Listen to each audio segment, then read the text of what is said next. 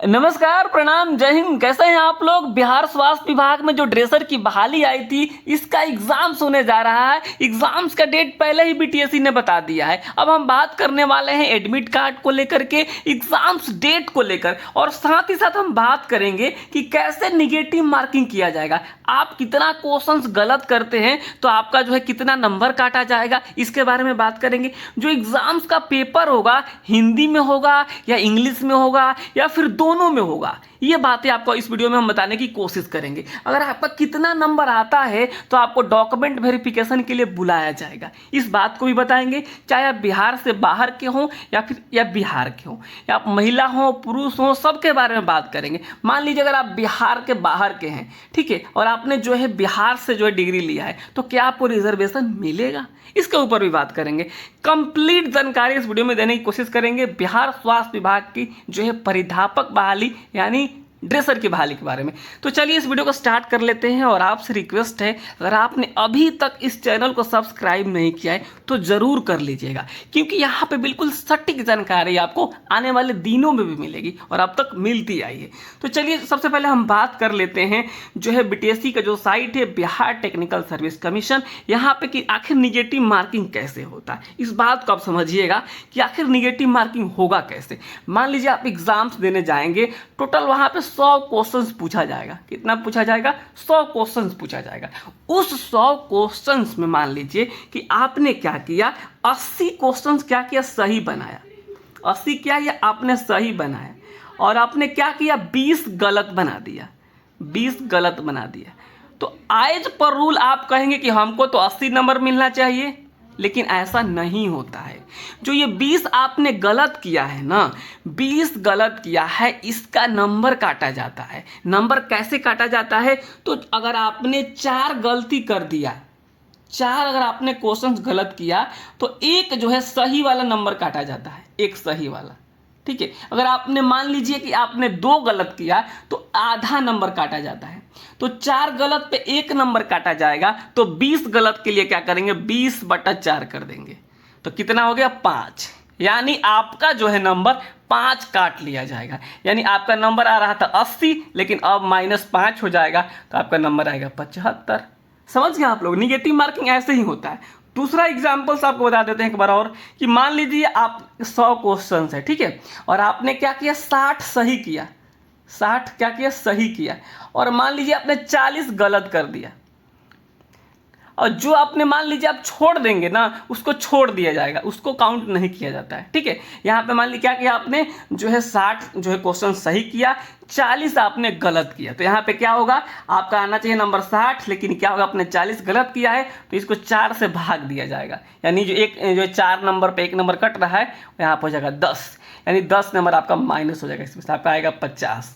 समझ गए। एक और एग्जाम्पल छोटा सा, कि मान लीजिए आपका 100 क्वेश्चन है, ठीक है, आपने उसमें सही किया 50, ठीक है, और आपने गलत किया 40, और आपने छोड़ दिया 10।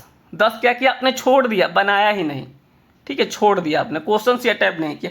50 आपने सही कर दिया और 40 आपने गलत कर दिया, ठीक है, 40 गलत कर दिया। तो ये जो 50 आना चाहिए था आपका नंबर, क्योंकि इससे तो कुछ लेना देना नहीं, लेकिन आपने 40 यहाँ गलत किया है, तो यहाँ पे 4 से भाग देके 10 माइनस हो जाएगा। यानी 50 में से ये 10 नंबर कम हो जाएगा, 40। यानी आपने जो छोड़ दिया उससे कुछ भी लेना देना नहीं रहेगा। तो आप सभी समझ गए होंगे कि आखिर निगेटिव मार्किंग होता कैसे, ठीक है। चलिए अब हम बात कर लेते हैं आखिर इसका जो है कितना नंबर अगर आपका आता है तो आपको जो है बुलाया जाएगा, जो है किसके लिए, डॉक्यूमेंट वेरिफिकेशन के लिए। ये चीज़ें समझ लीजिए इस वीडियो में कैटेगरी वाइज। लेकिन उसके पहले आपसे एक बात कहेंगे, मान लीजिए कि अब तक आपने ड्रेसर की तैयारी कहीं से नहीं किया है, या फिर आप कहीं से कर रहे हैं। तो अगर आप कहीं से कर रहे हैं तो हमारे यहाँ आप टेस्ट दे सकते हैं, बहुत ज़्यादा समय बचा नहीं है। अगर आप नहीं कर रहे हैं तो आप जो है अभी भी चाहें तो कुछ ना कुछ कर सकते हैं। मान लीजिए अगर आप क्लास ज्वाइन करते हैं और 10 क्वेश्चन यहाँ से सही हो जाता है, तो सोचिए, यानी इतने दिन में अगर आप 10 क्वेश्चन कम से कम अगर मान लीजिए सही कर लेते हैं, तो 10 क्वेश्चन तो छोड़िए, एक क्वेश्चन से नौकरी नहीं होता है। कई बार छूट जाता है आदमी एक नंबर से, आधा नंबर से।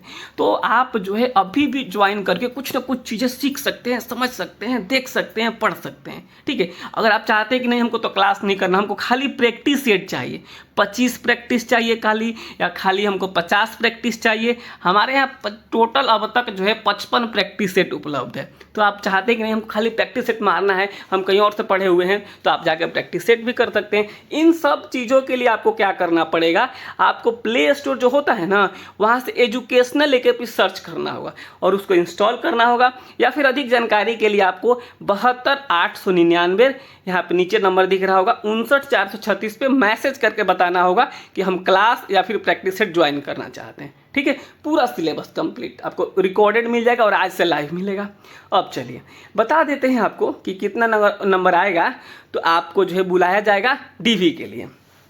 अगर आप सोचिए सबसे पहले कि अगर आप जो SC ST कैटेगरी हैं, सबसे पहले हम आपको ईवर कैटेगरी से शुरू कर लेते हैं। ठीक है, ईवर कैटेगरी से अगर आप हैं, ठीक है, आप बिहार के हैं, ईवर कैटेगरी से हैं, तो आपको अगर आपका 40 नंबर आएगा ना, तो आपको जो DV के लिए बुलाया जाएगा। मैं बहुत वीडियो में बता चुका हूँ। अगर आप मान लीजिए कि EWS हैं, ठीक है, और आपका 40 नंबर आ रहा है ना, तो आपको जो है DV के लिए बुलाया जाएगा। ठीक है, दूसरा आता है, एक होता है OBC, जिसका अगर मान लीजिए जिसका जो है 36.5 नंबर आ रहा है ना, तो आपको DV के लिए बुलाया जाएगा। क्लियर है।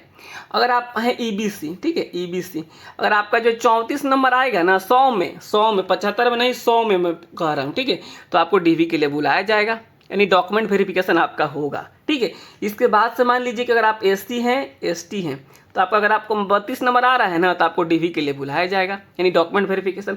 अगर आप फीमेल कैटेगरी हैं, किसी भी कैटेगरी से हैं, फीमेल अगर आप यूआर के हैं, EWS के हैं, OBC के हैं, किसी के भी हैं, तो आपको 32 नंबर आ रहा है ना, तो आपको DV के लिए बुलाया जाएगा। ये चीज़ है, क्लियर हो गई। अगर आप मान लीजिए बिहार से बाहर के हैं, कोई भी कैटेगरी से हैं, तो आपका जो है 40 नंबर आना जरूरी है।